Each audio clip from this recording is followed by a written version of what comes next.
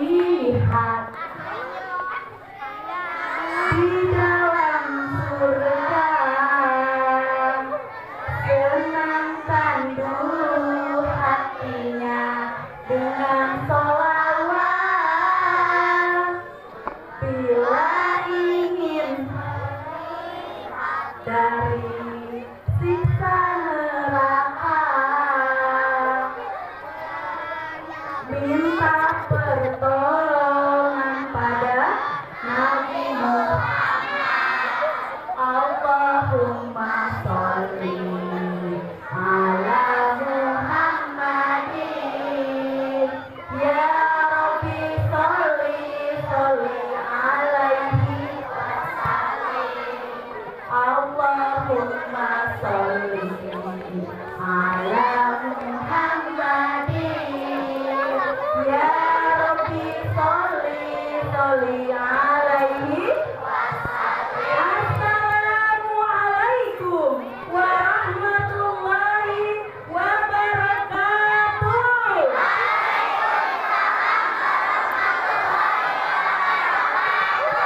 Hamdan wa syukran lillah, wassalatu wassalamu ala rasulillah sayyidina Muhammadin wa ala alihi wa sahbihi ajmain, amma ba'du. Yang saya hormati Ibu Kepala SD Negeri Tunas Harapan dan juga Tunas Mekar Kota Cimahi. Yang saya hormati Ibu, Bapak, Guru PAI dan guru-guru yang lainnya serta staf. Yang saya hormati Ibu, Bapak, saya bapaknya, orang tua siswa yang sama-sama hadir di sini, dan siswa-siswi anak-anak soleh SD Negeri Tunas Harapan dan Tunas Mekar yang Ibu cintai dan Ibu banggakan. Insya Allah Allah rahmati. Dengan hati yang suci, mari kita panjatkan puji. Dengan rasa syukur, mari kita panjatkan selalu kepada Tuhan semesta alam, pencipta insan di dunia, pembolak-balik hati manusia, yaitu Allah Subhanahu wa Ta'ala. Tenangnya sholawat, sucinya salam, tidak lupa mari kita curah limpahkan kepada junjungan kita, pahlawan revolusi Islam, pembuka rahmat untuk seluruh alam, yakni Nabi Muhammad Sallallahu Alaihi Wasallam. Alhamdulillah adalah ungkapan yang paling tepat untuk diucapkan hari ini, karena di hari yang penuh berkah ini kita semua masih diberikan kesempatan untuk bisa menikmati hari baru di Sayyidul Ayyam, di hari terbaik dibanding hari-hari yang lainnya, yaitu hari Jumat, dalam rangka memperingati Isra dan Mi'raj Nabi Muhammad Sallallahu Alaihi Wasallam. Syukur kita tidak pernah terukur, karena nikmat Allah pun tidak bisa diukur. Maka sudah selayaknya kita sebagai manusia yang hari ini masih diberi kesempatan oleh Allah untuk menghirup udara yang bebas, udara yang nyaman, untuk memanfaatkan kesempatan ini dengan mengisinya dengan banyak hal-hal baik. Karena waktu adalah sesuatu yang tidak akan pernah bisa kembali. Bahkan dengan nama waktu Allah bersumpah dalam surat apa? Apa coba dalam surat apa? Waktu coba, atau masa apa? Al-Ashr wal Ashri, ya, demi waktu. Allah bersumpah demi waktu. Innal insana lafi khusr, sesungguhnya manusia itu berada di dalam kerugian. Illal ladzina amanu, kecuali orang-orang yang beriman, wa amilus sholihat, yang beramal soleh atau berbuat kebaikan, wa tawassaw bil haqqi, yang saling menasihati dalam kebenaran, wa tawassaw bis sabri, dan saling menasihati dalam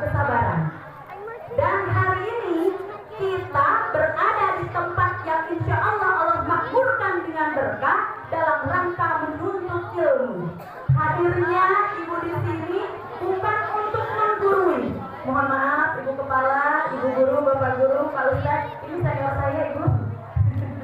Mohon maaf, datangnya ke sini bukan untuk menggurui, tetapi ingin bersama-sama dengan anak-anak soleh-soleha di sekolah ini belajar tentang agama Islam. Mari kita memanen pahala, memanen kebaikan dengan duduknya di majelis ilmu ini agar kita mendapat berkah di dunia, sehingga apapun yang kita lakukan hari ini, mulainya kalian berangkat dari rumah, melangkahkan kaki, duduk di sini, sampai kembali lagi ke rumah, itu menjadi sesuatu yang akan mengangkat derajat kita semua dan menyelamatkan kita di akhirat kelak. Semoga kita termasuk orang-orang yang beramal soleh. Oleh karena itu, mari sejenak kita siapkan hati kita, hadirkan hati kita, hadirkan pikiran kita untuk sama-sama saling watawasau bil haqqi watawasau bis sabr, saling menasehati dalam kebaikan dan kesabaran, agar nanti ketika di akhirat, percaya kita akan pulang ke akhirat? Percaya, harus percaya dan kita akan pulang ke akhirat, agar nanti ketika di akhirat Allah tanya, hei, kamu telinganya digunakan untuk apa? Ketika telinga tersebut berbicara dengan telinganya sendiri, dia mengatakan telinga ini digunakan oleh orang ini untuk mendengarkan kebaikan, mendengarkan nasihat. Maka kita tidak malu ketika meminta agar kita dimasukkan ke dalam surga Allah. Tetapi alangkah malunya ketika ditanya telinganya digunakan untuk apa, matanya digunakan untuk apa, dan jawaban telinga, jawaban mata kita hanya maksiat, hanya dosa, hanya keburukan yang kita lakukan. Layakkah kita berada di surga? Neraka luas, tapi surga pun luas. Maka mari kita sama-sama ke surga. Ibu datang ke sini atas undangan Ibu Kepala Sekolah, atas undangan Ibu Bapak Guru, PAI, dan semuanya ingin mengajak kalian semua untuk berbuat kebaikan. Semoga apa yang kita lakukan ini menjadi amal soleh. Karena surga terlalu luas untuk sendirian. Jadi kalau mau berbuat baik harus ajak aja. Ya, biarin aja gitu. Tetapi Allah, aku aja sholat, biarin aku aja yang masuk surga. Boleh tidak begitu? Ya, tetapi harus mengajak dalam kebaikan. Kata Rasul, sampaikan olehmu walaupun hanya hafal satu ayat, hanya hafal satu ayat nih. Sampaikan kalau itu kebaikan. Maka hari ini berdirinya Ibu di tempat ini dalam rangka napaktilah perjalanan Isra dan Mi'raj Nabi Muhammad Sallallahu Alaihi Wasallam. Tema yang diangkat pada kesempatan hari ini luar biasa, keren sekali ya. Ini saya merinding Ibu Kepala membaca tema ini ya, karena belajarnya sepanjang hayat, belajarnya setiap detik, karena untuk meningkatkan kualitas sholat itu luar biasa sulitnya. Jangankan untuk kalian yang sedang dalam masa belajar, bagaimana cara sholat yang benar, bagaimana cara wudhu yang benar, kami pun orang-orang dewasa terkadang untuk khusyuk dalam sholat, untuk menghasilkan sholat berkualitas perlu belajar. Makanya tidak ada alasan untuk berhenti belajar, karena menuntut ilmu itu diwajibkan sejak kita dalam buayan seorang ibu, dalam rahim, masih dalam perut ibu, sampai kita masuk liang lahat atau liang perut. Maka harus terus belajar, terus belajar, terus belajar, perbaiki sholatnya, perbaiki sholatnya, perbaiki sholatnya. Gitu ya. Nah, dari mana sejarahnya sholat itu datang? Sholat adalah ibadah atau amalan yang secara khusus, secara istimewa Allah turunkan langsung kepada Nabi Muhammad. Jika ibadah-ibadah yang lain itu diwahyukan melalui malaikat Jibril, maka untuk sholat Allah spesialkan, Allah istimewakan, diberikan langsung kepada Nabi Muhammad melalui peristiwa Isra dan Mi'raj. Dan anak-anak soleh, jika kita melihat sejarah, kembali membaca sejarah, kenapa saat itu Rasulullah diberikan satu peristiwa, diberikan sebuah kesempatan untuk melakukan perjalanan yang istimewa, perjalanan yang hanya akan bisa dipercayai oleh orang-orang yang beriman, karena kejadian ini, karena peristiwa ini adalah peristiwa yang sungguh di luar akal manusia. Tapi kenapa saat itu Rasulullah diajak Isra dan Mi'raj, diperintahkan untuk melakukan sebuah perjalanan hanya dalam waktu 1 malam? Selidik, punya selidik. Sudah tahu sejarahnya kenapa Rasulullah diajak Isra Mi'raj? Sudah tahu belum? Mau tahu tidak? Tahu aja atau tahu banget? Oke, pasang telinganya baik-baik ya. Pada tahun itu, tepatnya 27 Rajab 621 Hijriah, Rasulullah mengalami tahun yang sangat menyedihkan. Rasulullah sedih karena pada tahun itu dia kehilangan 2 orang yang sangat dia cintai sekaligus. Rasulullah kehilangan pamannya. Siapa paman Rasulullah? Abu Thalib. Ayahnya? Abdullah.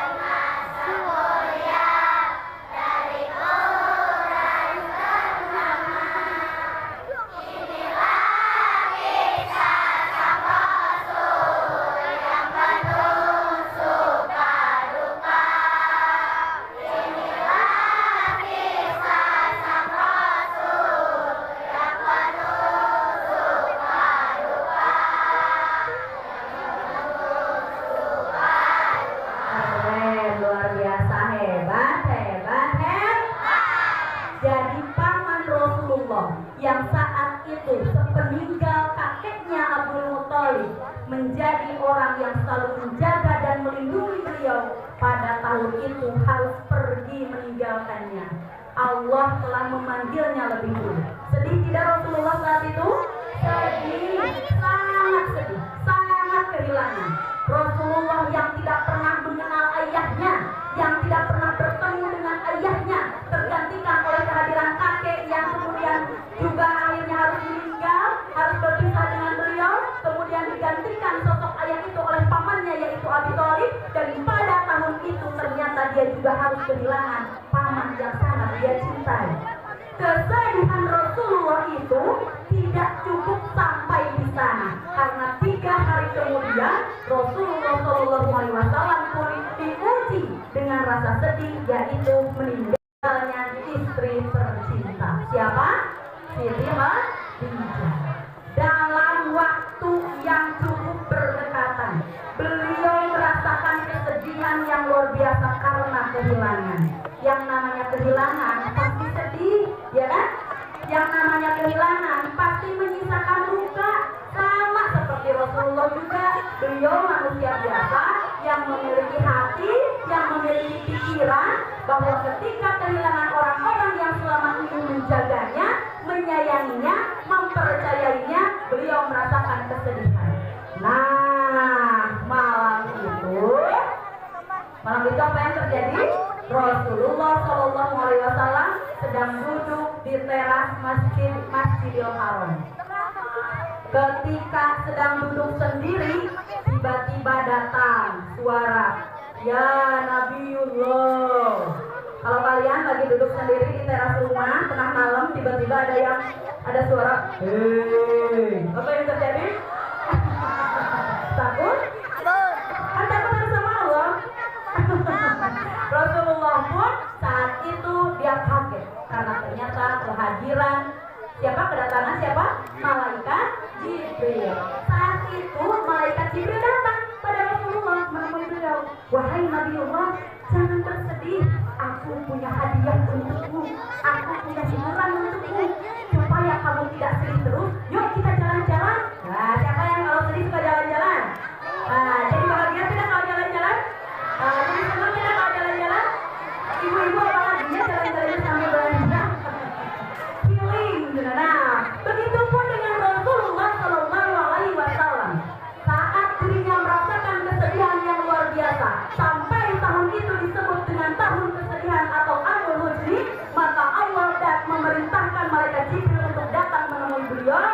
mengajak agar Rasulullah diajak jalan-jalan. Jalan-jalannya kemana? Kemana jalan-jalannya? Ke langit. Sebelum ke langit dari mana dulu? Kemana dulu coba? Itulah awal dari peristiwa Isra dan Mi'raj. Peristiwa Isra. Apa artinya Isra? Isra apa Isra? Perjalanan. Lengkapnya? Perjalanan jauh. Yang lain? Ya, halo. Di sebelah kiri ibu, halo. Apa coba? Siapa yang tahu arti al-Isra? Apa Isra? Perjalanan, betul. Yaitu perjalanan pada malam hari yang dilakukan oleh Rasulullah SAW dari Masjidil Haram. Di mana Masjidil Haram? Di Makkah. Di mana Masjidil Haram? Di Makkah ke Masjidil Aqsa. Yang ada di mana Masjidil Aqsa? Di Palestina.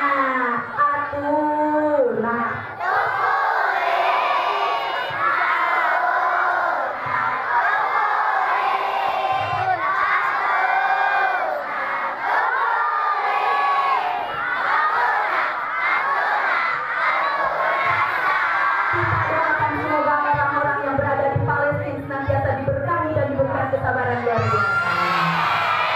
Nah, malam itu Rasulullah dalam waktu yang singkat dengan mengendarai sebuah kendaraan yang bernama apa kendaraannya? Buruk. Ya, seperti apa itu buruk gambarannya? Peranakan antara kuda dan keledai. Tahu keledai? Ya. Dan yang memiliki sayap menurut sejarah ya. Kenapa disebut buruk? Karena kata buruk itu berasal dari kata barkun yang artinya kilat.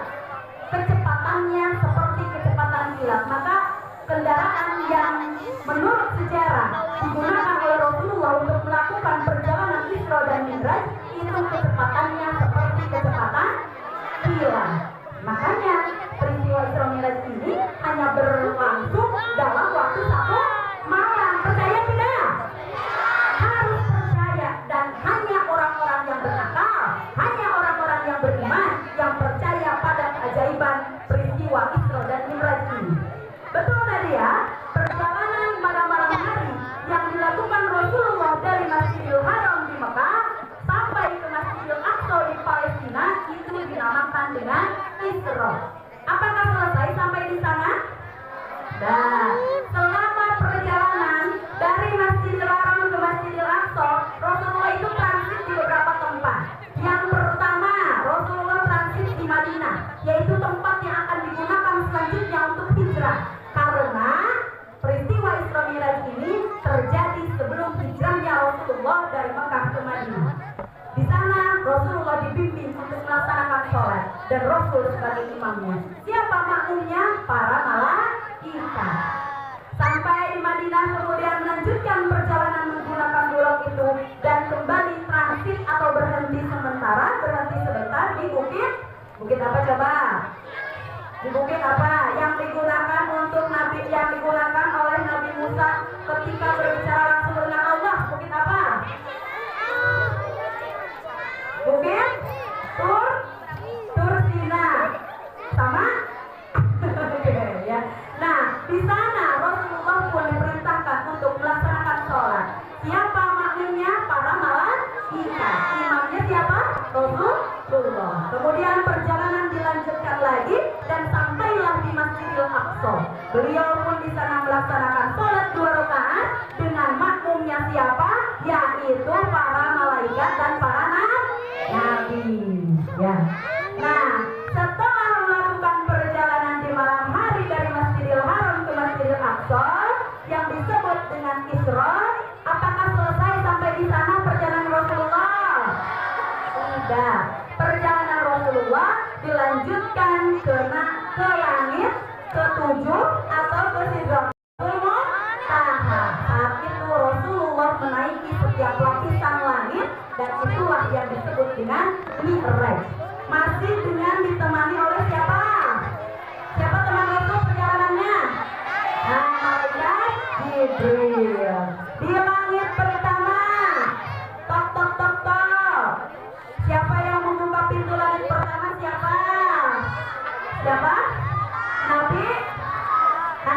Muhammad mah yang perginya, yang jalan-jalannya, yang ikut pintunya malaikat Jibril. Nabi siapa tadi?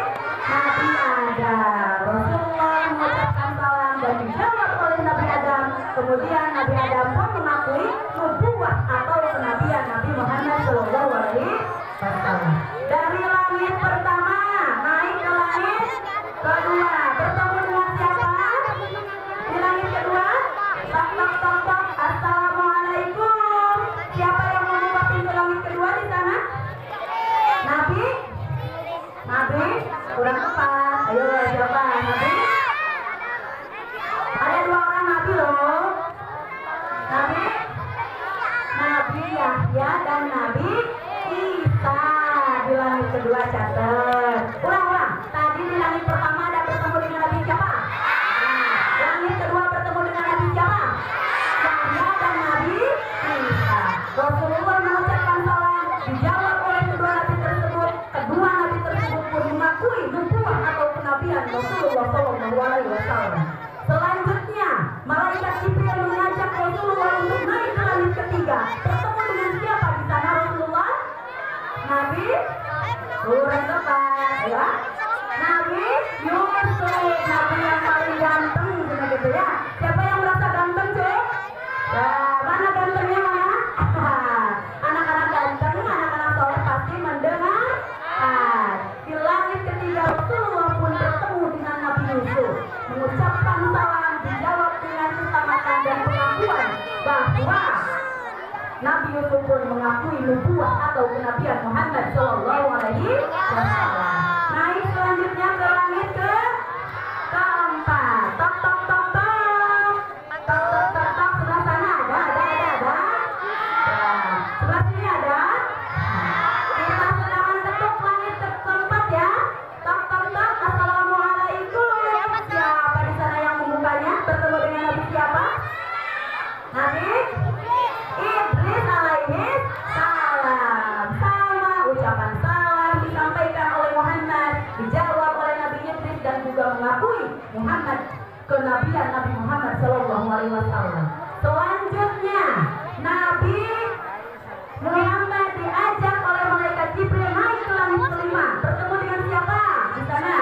Nabi langit kelima. Nabi kurang tepat. Aduh, belum ada nih. Nabi Harun alaihi salam. Sama yang dilakukan, diucapkan salamnya, kemudian dijawab salam oleh Nabi Harun dan diakui kenabian Muhammad Shallallahu Alaihi Wasallam. Selanjutnya naik lagi ke langit berapa? Ulang. Tadi langit pertama ada Nabi siapa? Langit kedua ada Nabi siapa? Yahya dan Isa. Di langit ketiga bertemu Nabi siapa? Yusuf. Langit keempat? 5? Harun. Kemudian kita naik ke langit ke-6 dan di sana Muhammad Shallallahu Alaihi Wasallam bertemu dengan Nabi Musa alaihi salam. Nabi Muhammad mengucapkan salam, dijawab salamnya oleh Nabi Musa dan Nabi Musa pun mengakui nubuwah atau kenabian Muhammad Shallallahu Alaihi Wasallam. Dan ketika Nabi Muhammad hendak meninggalkan langit ke-6 akan naik lagi ke langit ke-7, tiba-tiba Nabi Musa menangis. Nabi Musa menangis sampai terseduh-seduh dan akhirnya Muhammad dan Jibril menghentikan langkahnya. Beliau kembali kepada Nabi Musa. Wahai Nabiullah, wahai Musa, ada apakah gerangan? Kenapa kau menangis? Nabi Musa menjawab masih dengan suara tangisnya. Aku menangis karena ternyata sepeninggalku Allah telah mengangkat seorang nabi dan rasul, di mana umatnya lebih banyak masuk surga daripada umatku. Nabi siapa itu? Nabi Muhammad Shallallahu Alaihi Wasallam. Dan Nabi Musa bersedih karena ternyata yang akan banyak masuk surga itu lebih banyak umat Nabi Muhammad daripada umat Nabi Musa. Keren dah tuh jadi umat Nabi Muhammad. Allahumma sholli wa barik. Maka kalau kita ingin termasuk golongan umat Nabi yang dimasukkan ke dalam surga, jadilah pecinta Rasulullah, jadilah orang yang mengidolakan Rasulullah, mencontoh Rasulullah, karena jelas dalam diri Rasulullah sudah ada suri tauladan yang baik. Ya, kalau Rasulullah sedang menuntut ilmu, apakah sambil dorong-dorong kiri kanan? Tidak. Apakah Rasulullah kalau menuntut ilmu sambil lempar-lempar kertas? Tidak. Mau jadi umat Rasul yang pertama masuk surga? Tidak. Mau tidak? Mau, tapi perilakunya tidak menunjukkan seperti Rasulullah. Tidak, coba. Rasulullah itu dari mulai bangun tidur sampai tidur lagi, sedang tidur maupun tidak sedang tidur, semua perilakunya bernilai ibadah. Maka kita pun ketika mengikuti apa yang dilakukan Rasulullah, semua yang kita lakukan akan bernilai ibadah. Rasul duduk, gimana cara duduknya Rasulullah? Tidurnya Rasulullah, makannya Rasulullah, berbicaranya Rasulullah, bilangnya Rasulullah, semuanya akan menghasilkan pahala. Dan kalau kita mencontohnya, maka kita pun akan termasuk umat yang dicintai oleh Rasulullah. Dan ingat, keistimewaan Nabi kita yaitu Muhammad, beliau adalah satu-satunya Nabi yang akan mampu memberikan syafaat kepada Nabi Muhammad. Ya, lanjut. Oke, dari langit ke-6 kita naik ke langit ke-7. Bertemu dengan Nabi siapa Muhammad di sana? Nabi Ibrahim, yaitu bapaknya para Nabi Ibrahim. Selesai di langit ke-7, apakah selesai perjalanan Mi'raj Nabi Muhammad SAW? Belum. Setelah sampai di langit ke-7, maka saat itu malaikat Jibril berhenti juga sampai di sana. Beliau, halo?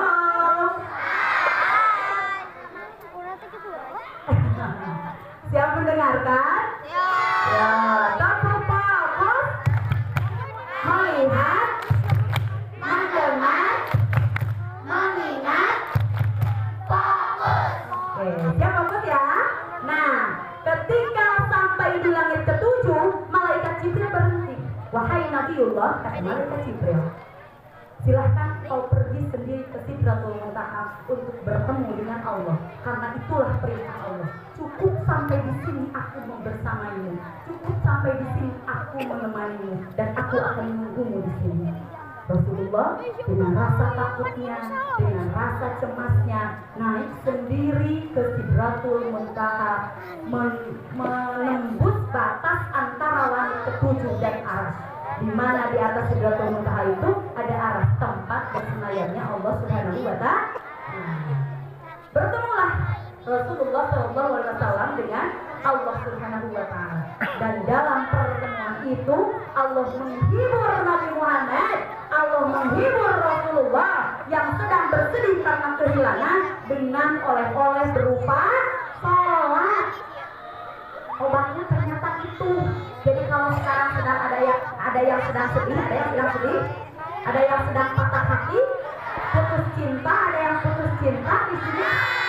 Ibu kepala yang sudah mas karena mesem-mesemnya beda loh. Ya. Nah, obatnya jangan jauh-jauh. Healingnya kata Allah adalah sholat.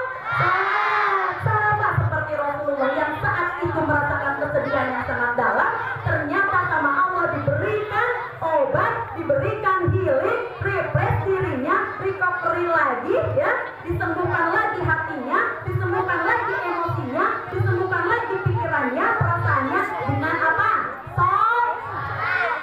Berapa kali, berapa waktu sholat yang diperintahkan oleh Allah pertama kali? 50. Apa yang dikatakan oleh Rasulullah? Sami'na wa ata'na. Kami mendengar ya Allah dan kami akan taat. Turunlah beliau dan sampai ke langit ke-6, bertemu lagi dengan Nabi Musa. Nabi Musa kepo nih. Nah, ternyata zaman Nabi juga karena Nabi kepo ya. Wahai Rasulullah, wahai Nabiullah, apa yang kau dapatkan dari pertemuanmu dengan Allah? Sungguh engkau adalah hamba yang istimewa, engkau adalah kekasih Allah. Kata Rasul, kata Nabi Muhammad, aku mendapat perintah, aku dan umatku mendapat perintah untuk melaksanakan sholat 50 waktu. Apa tanggapan dari Nabi Musa? Wahai Rasulullah, kembalilah kepada Tuhanmu, kembalilah pada Allah. Aku yakin umatmu tidak akan sanggup kalau harus sholat 50 waktu dalam sehari semalam. Mintalah keringanan. Rasulullah lihat, beliau menatap kepada malaikat Jibril.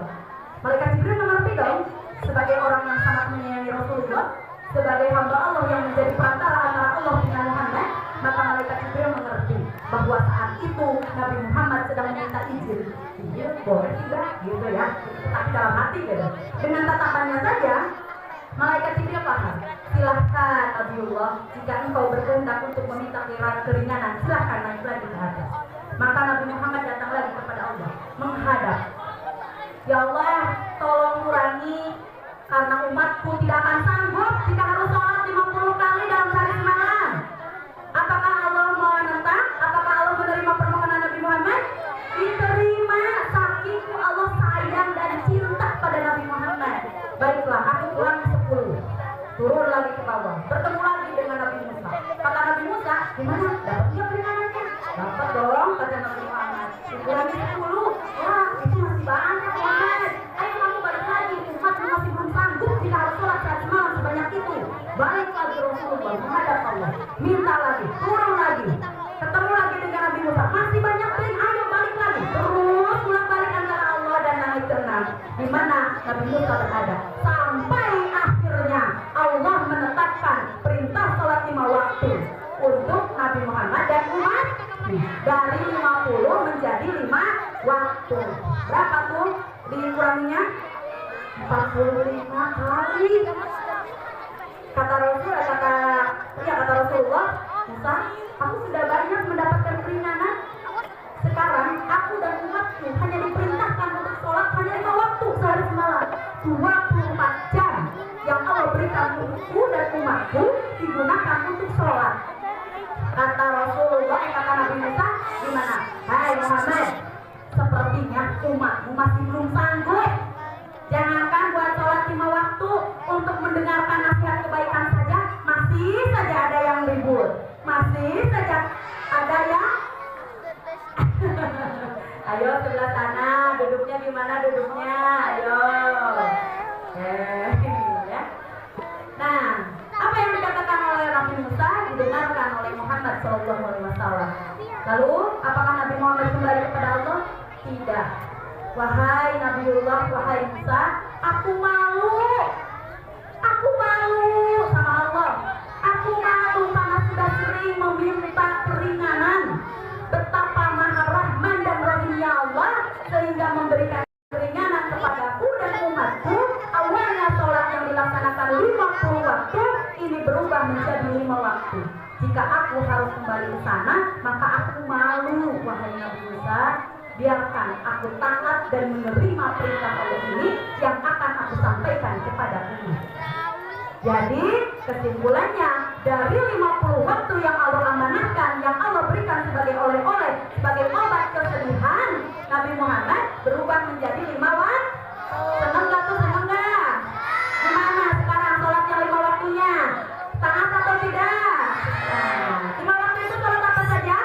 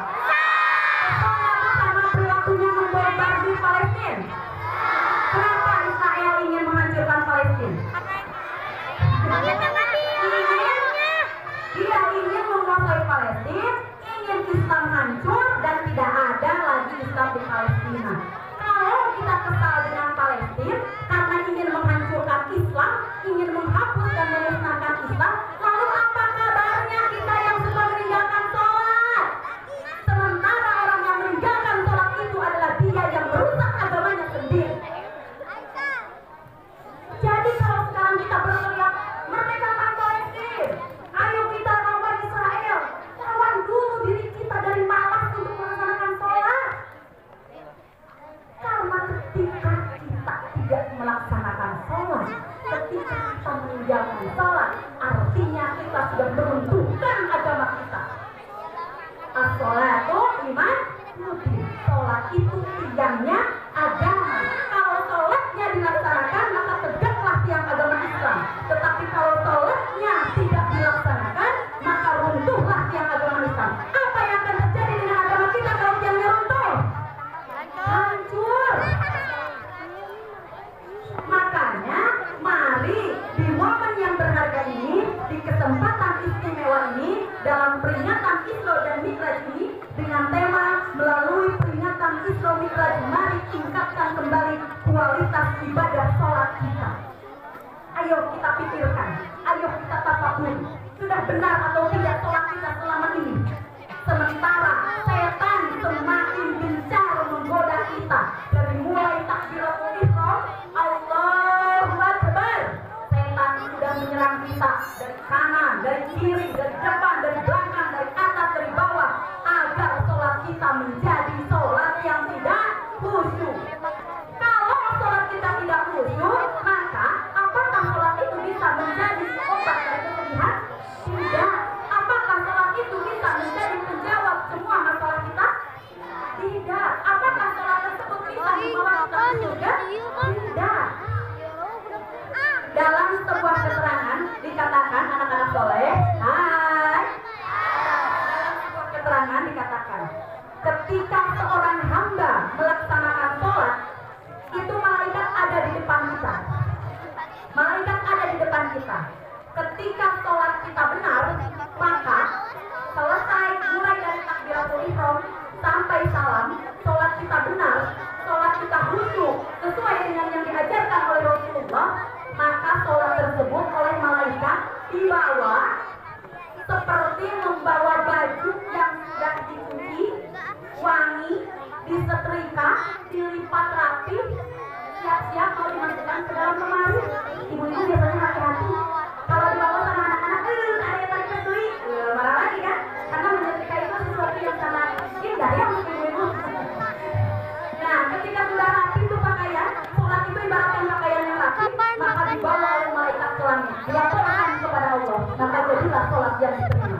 Tetapi ketika sholat yang dilaksanakan adalah sholat yang lalai, sholat yang tidak khusyuk, maka fawailun lil musallin, celakalah orang yang sholat itu. Kenapa tuh orang yang sholat celaka? Alladzina hum an sholatihim sahun, mereka yang lalai dalam sholatnya. Maka sholat itu ketika sudah selesai diambil oleh malaikat dengan keras, dengan paksa, kemudian dipukulkan ke wajah orang yang sedang sholat itu. Sampai tidak sholat kata Allah. Tidak. Makanya kalau sholatnya ingin menjadi sholat yang menenangkan hati, kalau sholatnya ingin menjadi menjawab, menjadi solusi dari semua masalah kehidupan yang kita hadapi, kalau sholatnya ingin menjadi jawaban dari doa-doa kita, maka jadikanlah sholat itu sholat yang khusyuk. Sholat yang khusyuk itu seperti apa? Kenapa sholat bisa jadi obat, bisa jadi penenang? Dalam Al-Quran surat Al-Baqarah ayat 45, ada yang bawa Al-Quran tidak? Ada ya? Coba dibuka surat Al-Baqarah ayat 45. Ya Al-Baqarah. A'udzu billahi minasyaitonir rajim. Bismillahirrahmanirrahim. Wasta'inu bis-sabri was-salah. Innaha lakabiratun illa 'alal khashiyin. Jadikanlah sabar dan sholat sebagai penolongmu. Kalau kalian pernah punya masalah di kelas, pernah nggak malu sekolah, ini pelajaran susah, belajar berkali-kali gak apa-apa, pernah tidak? Aduh, pengen beli ini, pengen beli itu, si mama tidak dibeliin wae, ayah tidak dibeliin wae, pernah tidak? Itu masalah bukan? Masalah bukan? Gak masalah bukan? Kalau kamu pelajaran susah wae masuk nih ke sini, masalah. Mau solusinya? Mau jalan keluarnya? Yaitu dengan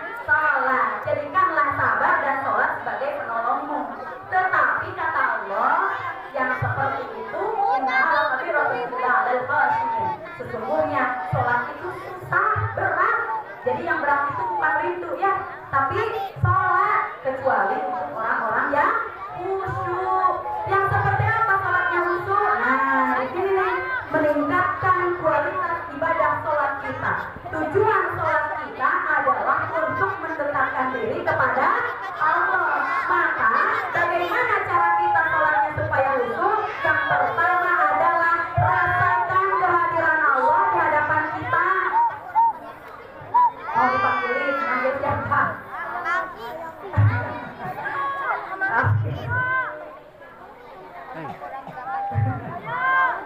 Lanjut. Bagaimana cara sholat khusyuk? Mau tahu cara sholat yang khusyuk? Di sini siapa yang sholatnya masih Allahu Akbar? Mau udah masuk uang belum ya? Nanti main gitu siapa yang seperti itu?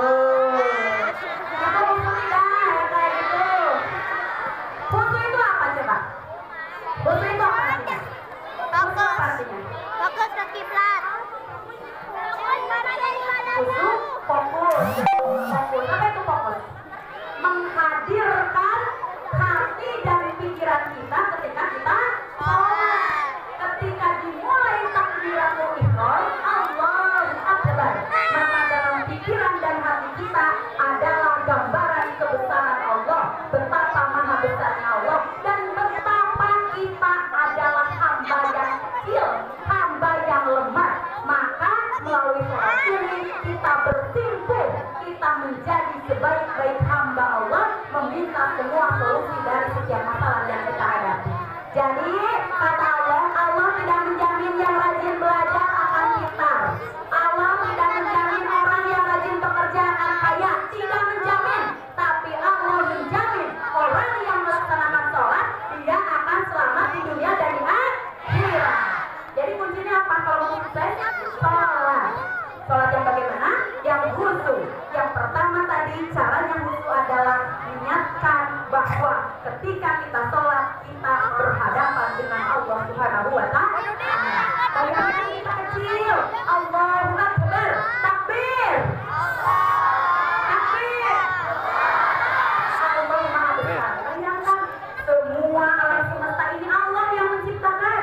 Manusia dengan rupa yang berbeda-beda, dengan wajah yang berbeda-beda, dengan pikiran yang berbeda-beda, tubuh yang berbeda-beda, Allah yang ciptakan. Dan kita hanya makhluk kecil, kita hanya makhluk lemah, hamba yang lemah. Maka ketika sholat, jadikanlah itu adalah tempat untuk kita menghambakan diri, anggap Allah itu ada di hadapan kita. Karena memang Allah ada di hadapan kita ketika kita sholat. Apalagi sholat subuh ya. Sholat subuh itu adalah sholat yang langsung disaksikan oleh banyak malaikat. Dalam Al-Quran juga jelas. Makanya sholatnya jangan subuh, duhur,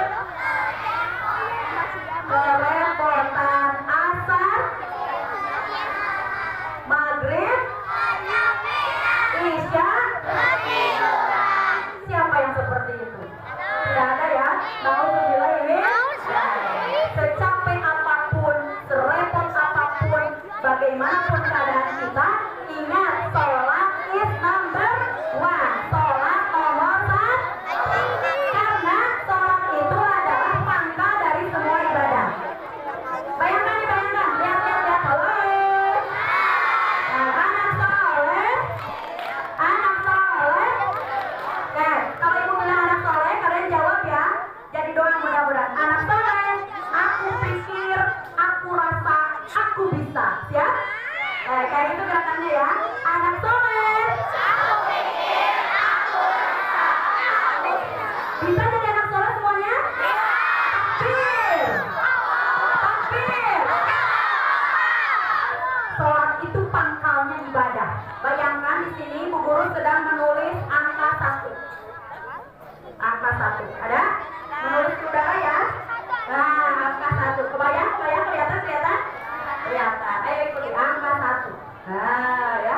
Ketika kita sholat, melaksanakan sholat 5 waktu dalam sehari semalam tanpa ada yang ketinggalan, dengan sholat yang benar, sholat yang khusyuk, maka kita ibaratkan mendapat pahala kebaikan angka 1. Dreng, angka 1 dicatat tuh. Karena sudah sholat